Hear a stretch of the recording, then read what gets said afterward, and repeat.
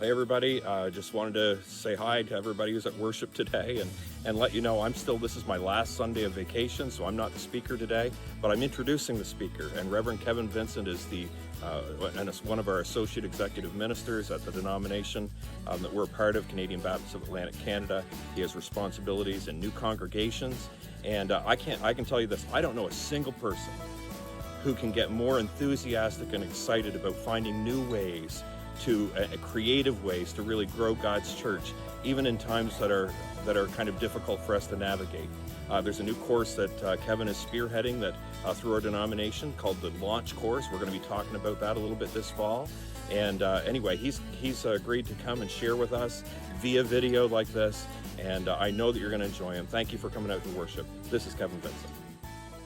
Hey, Rusagonis, it is great to be with you this morning. I wish I was able to be there in person, chatting with you after the service, kind of knocking elbows a little bit, but regretfully I can't be there in person today. I am coming at you from the metropolis of LA. That would be Lower Appahock for the uninformed.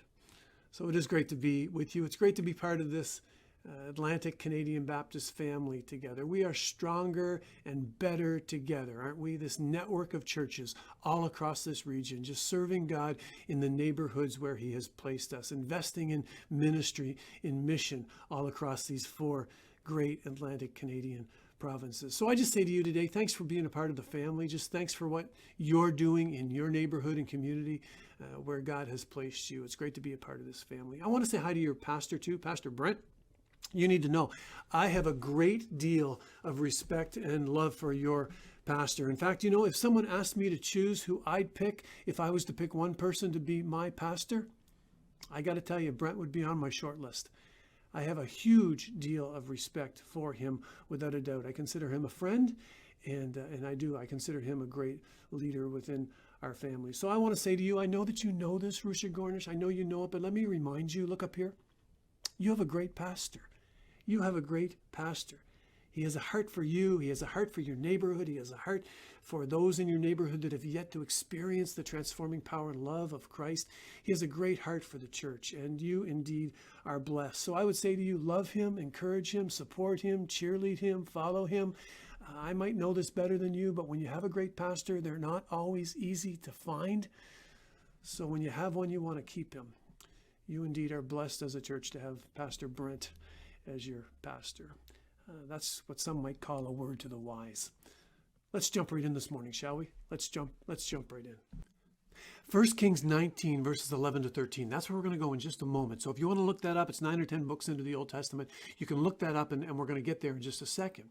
But before we get there, let me give to you just a little bit of context. In 1 Kings, we find that the great prophet Elijah has just come through an enormous victory.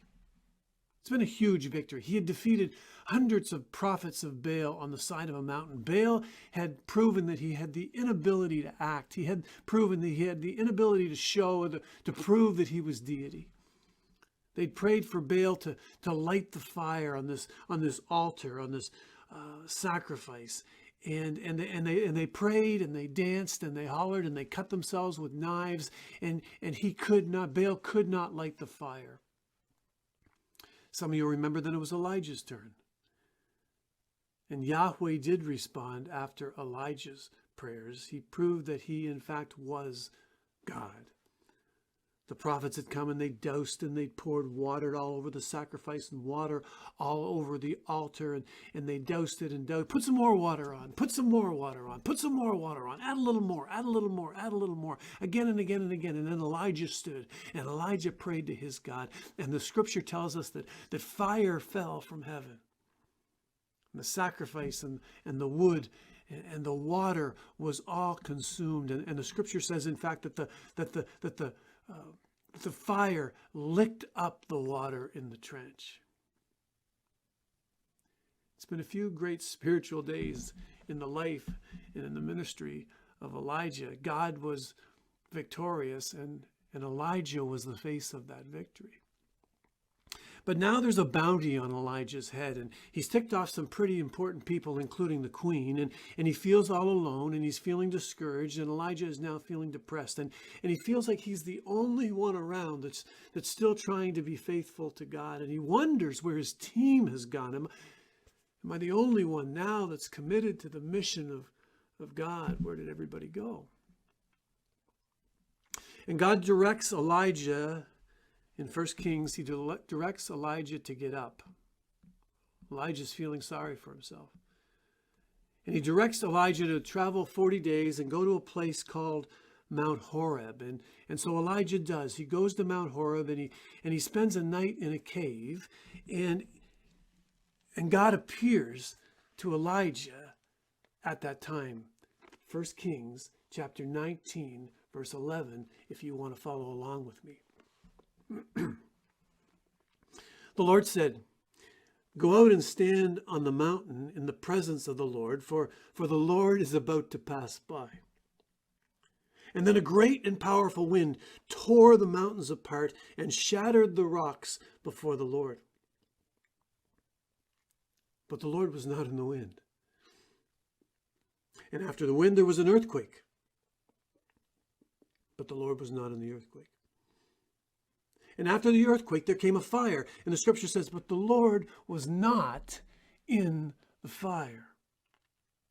And after the fire, the scripture says, came a gentle whisper. And then it says, Elijah heard it. He heard it. We're going to come back to that story in just a couple of minutes.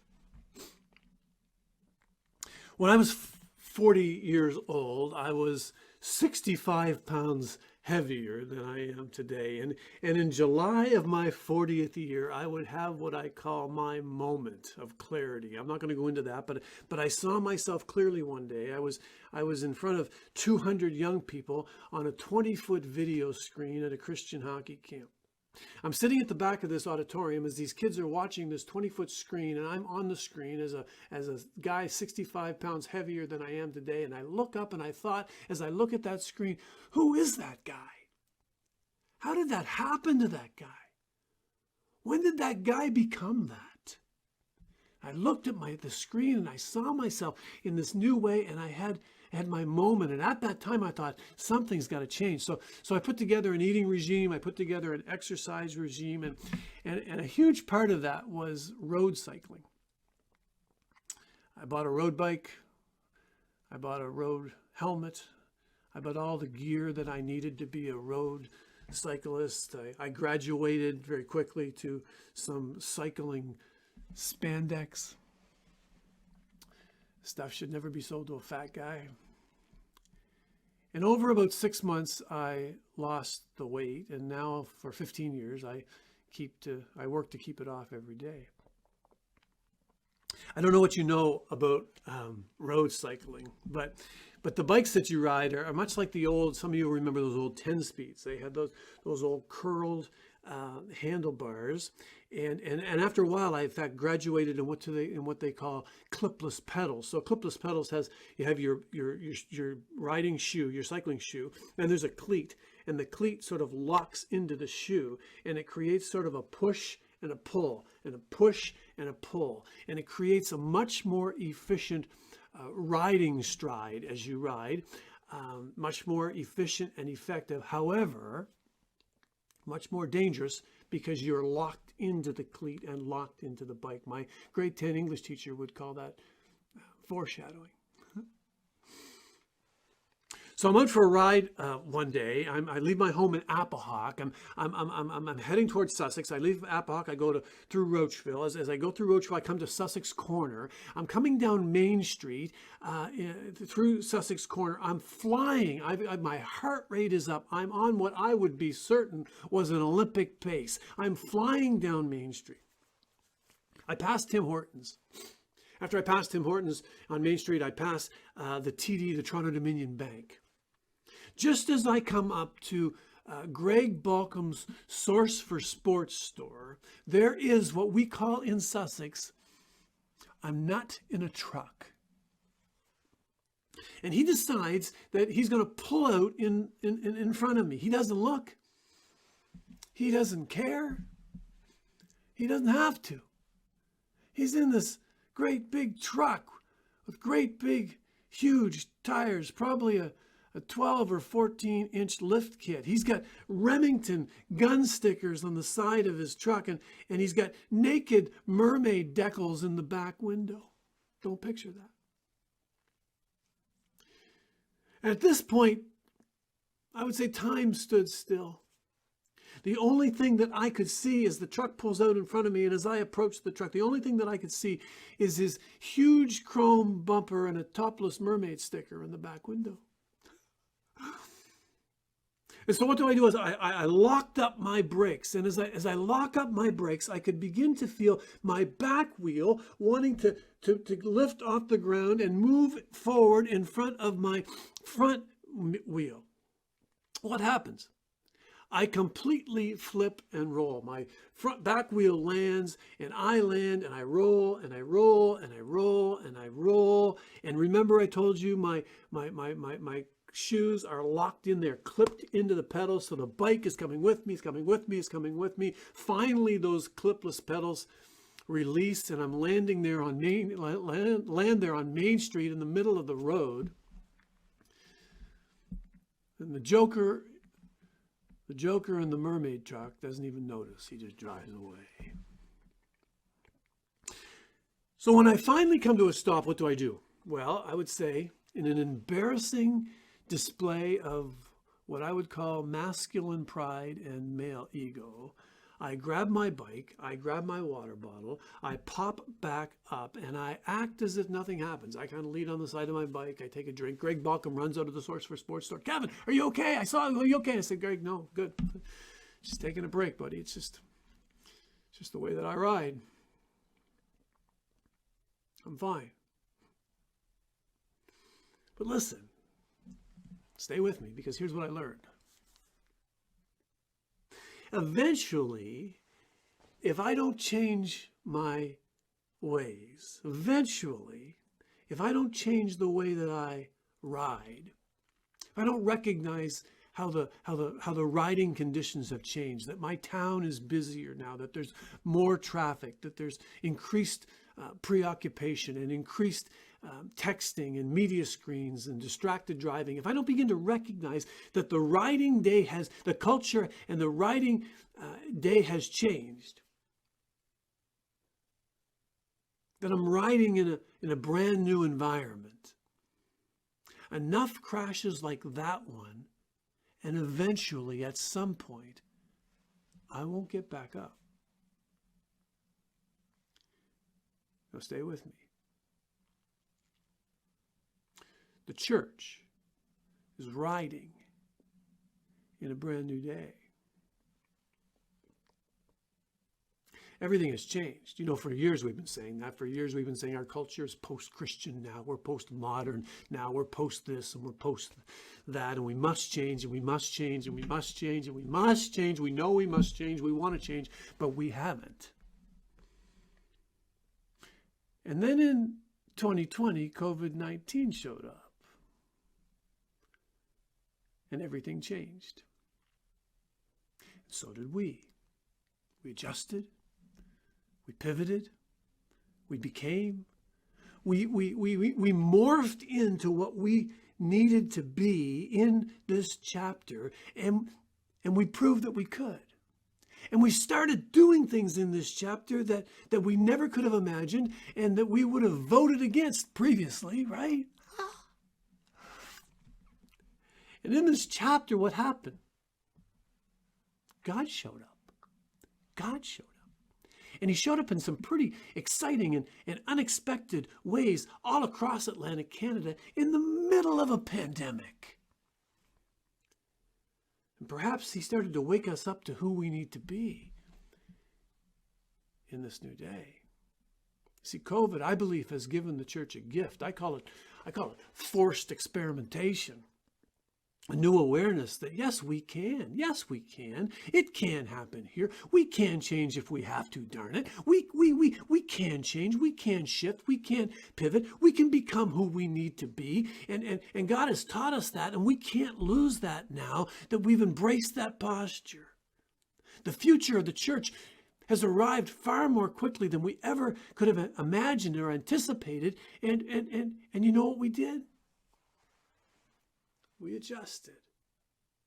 We changed into what we needed to be. You see, moving forward, there's really no clear path now. There's no clear model now. We used to know years ago how to do church, 30 years ago, 40 years ago, 50 years ago. We knew how to do church. You'd open the doors and people would show up. Imagine. You'd open the doors, people would show up.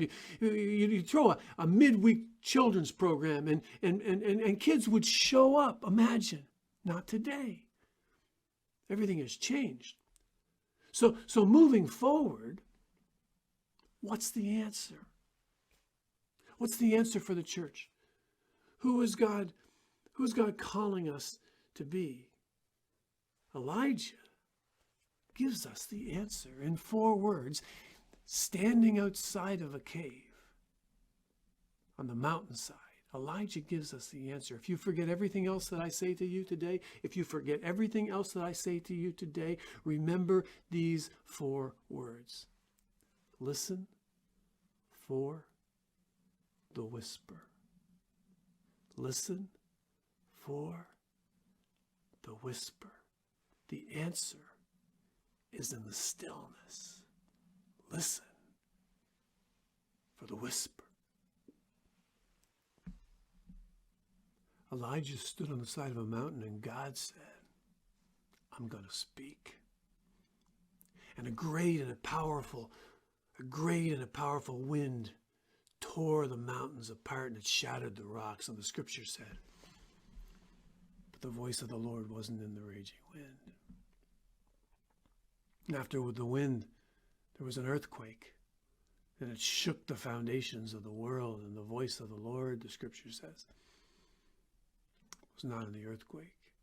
After the earthquake, there was a fire. And the word of the Lord was not in the fire. And after the fire, a whisper and a voice said to Elijah. And Elijah heard it in the whisper. Did you catch it? Did you catch it? Listen for the whisper. The summer of 1996, Sandra and I returned to a little village in southern New Brunswick, a place called Abhock. It's my hometown, 300 people. We were sent back there by God to replant a tiny little church of 6 people. Sandra and I didn't have a clue what to do. We were youth pastors. We weren't church planters. So how do you build a church there? How do you build a church with 6 people? How do you build a church with 6 people who are all in their 70s or 80s? Actually, that's not true. There was Ruth. Ruth was in her 50s. We used to call her the youth group. How do you do that? How do you build a church with 6 people? How do you do that? And we thought, well, why don't we just ask the neighborhood? Why don't we ask the people? Why don't we ask the people around us? And so we carried out just a very simple community survey, and we asked 3 simple questions. But the big question at the end of the survey really was, what does this community need? What does the neighborhood need? What if you could identify the 1 or 2 biggest needs for this community? What would you say that this community needs? What's lacking? And we started to hear an answer. The community started to say to us, we need a place that simply loves kids. We need a place that's committed to families. There's no kids programs here. There's nothing really here for children. The community started to speak through a simple survey. It wasn't a raging wind. It wasn't a fire. It wasn't an earthquake. There was no loud voice from heaven that descended. God just started to whisper to us. Just be the church for kids. Just be the church for kids. That's what I'm up to, God said. And so we did. We did. We uncovered that in fact God was already at work in homes all around our community. It was amazing. We couldn't have known that. We couldn't have known what God was doing. He was already at work. Can you imagine? God was already at work in homes in our neighborhood. And we started investing in kids, and we started investing in children, and they started to come, and their parents started to come. And that little church over the next 20 years, that little church of 6 over 20 years became a church of 600 plus. And it all started with a whisper. Listen. Listen for the whisper. I don't know what God is up to in your neighborhood around your church, but I know that God knows. I know that he was there before you. I know that he was there before you showed up. I know that he has a passion for your neighborhood. He has a passion for the people all around your church. And I know that he is inviting you in to what he is already doing. And I know that some of what he's going to call you to do is going to be painful because it's not going to look the same, folks. It's going to change. There's going to be some painful choices that you're going to need to make. You're going to choose some pain, and you're going to choose some paths. You're going to choose to do some things that aren't your personal preference, things that you might not even like, but things that could potentially have some kingdom potential. And you're going to lay aside your preferences and wants and desires for the kingdom's sake. For God's sake. Can I share a little bit with you what I sort of see happening as we move into this new chapter? I believe that we're going to see the church begin to shift and to change. We're going to begin to do church differently, and the church model that we've traditionally used is going to begin to change, I believe. I think we're going to shift. We're going to see this shift from what we could call a Sunday-centric kind of model of church. And in fact, it might even be a return to what we even more closely see in the book of Acts, in Acts chapter 2. I mean, we're living in a time of chaotic disruption, and it's painful and confusing, and we're trying to figure out, how do we be the church today in this new day? You know, if I jumped back into pastoral ministry tomorrow, if God called me out of this role and said, I want you to go back in to lead a local congregation again, what would I do? What would I do? How would it look different? What model of church ministry would serve the neighborhood best that God called me into? What's God whispering?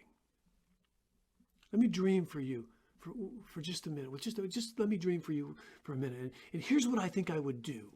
I would place 100% of energy into 3 different directions. Not 30, 30, 30 to make 100, but 100, 100, 100 in 3 different directions. Number 1, I would place 100% into our Sunday congregation. I'd still go 100% on Sunday. Of course, we know that Sunday is limited in terms of reaching our neighbors, in terms of evangelism and reaching out. We know that. All the studies show that. We know that it's true for our unchurched neighbors, that they're not looking for you. They're not looking for your church. But Sunday still remains a traditional form of gathering, like you're doing right now. And it's meaningful. It's meaningful for many of you. And it still remains important for the church to do in this time. It's meaningful for many of you, right? And it would simply be dishonoring to end it. It would be a mistake just to say we're not doing that anymore. We need to do it with excellence. We need to do it with relevance. There needs to be some tweaks and some changes and some shifting, and we need to do it better, and we need to adjust if we're going to maintain some traction and to grow that traction. But we can't abandon Sunday morning. I'd go 100% on Sunday morning physical, face-to-face, physical church Sunday morning. It remains a piece of who we need to be. Secondly, I'd go 100% digital. There's no option now. This is more than a whisper. The online expression of church is the new front door. COVID has been the great accelerator for that. The truth is that the majority of the people that your church touches will not be in the room, and in fact, they might never be in the room that you're sitting in right now. Think about that. Well, let me give you two practical hints. As we think about the online expression of church, let me give you two hints. Number one, if you're going to go 100% digital, you've got to support it. You've got to support it. You've got to support it with staff, either paid or volunteer. You've got to support it to the same degree that you're going to support your physical expression of church on Sunday morning. You have no choice, because people are going to realize that really, really quickly if you're not committed to it. Secondly, you need to understand that your congregation and your neighborhood exist in a certain context. You need to understand the resources that you have and the context that you are in. This is going to impact what you can do and what you will do. Some churches are going to be able to have this full-blown online church congregation. Other churches in a different context, in a different community with different resources, are going to have more of an online engagement strategy where they connect with people in a different way. But it will be determined by the context and the resources. But simply go 100% and do it with the excellence that you're capable of. That's number two. And the third thing I would go 100% on is this: 100% physical, 100% digital online, and 100% micro. Moving forward, I believe for your church to be effective, your church will not be one church, one congregation meeting on Sunday morning, but it will become, I believe, and this is what I would do, a network of multiplied, smaller congregations meeting on Sunday, yes, but meeting on various days of the week, all legitimate congregations, all tethered to your main church. But congregations with different people that call your church home, but they never show up on Sunday, perhaps. They may just eventually meet up in heaven. Maybe it's a Tuesday night congregation in a cafe, or maybe it's a Thursday morning seniors complex congregation, or a Friday night family house church. Multiplied congregations. Multiple congregations. Imagine what could that look like if we get outside and we begin to understand our neighborhood and step into our city, step into our community, and watch and see and listen for the whisper, to see what God is up to, who he's calling us to be in this new day, and to simply join him there. You see, the whisper is your hope. The whisper is your hope. Very few people are looking for your church anymore. But more than ever, those same people have those same deep human needs that only Jesus can meet. Where is God already active? Where can you see him at work? It will be revealed in the quiet, in a prompting, in a whisper.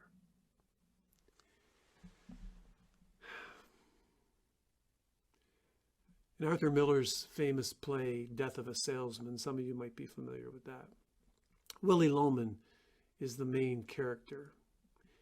And Willie Loman had lived a really tragic life as a struggling salesman, sort of chasing dreams that he was never able to achieve or accomplish. And in the final act of the play, we're standing in this play at his graveside. And Willie had tragically committed suicide. And at the graveside, only his wife and his son are standing there. And in the uncomfortable quiet of the moment, Willie's wife looks at his son and she says, "Why did he do it, Biff? Why did he do it?" And Biff looks at his mom, and he looks down into the grave. He looks back up at his mom, and he says, "Oh, shucks, Mom. Oh, shucks. He had all the wrong dreams. He had all the wrong dreams." And Elijah stood on the side of a mountain, and the Lord passed by. And a mighty windstorm hit the mountain, but the Lord was not in the wind. And after the wind there was an earthquake, and the Lord was not in the earthquake. And after the earthquake a fire, and the Lord was not in the fire. And after the fire there was the sound of a gentle whisper. And Elijah heard it. He heard it. What is your dream for your church? Listen. Listen, listen for the whisper. And step out. God bless you all. God bless you all.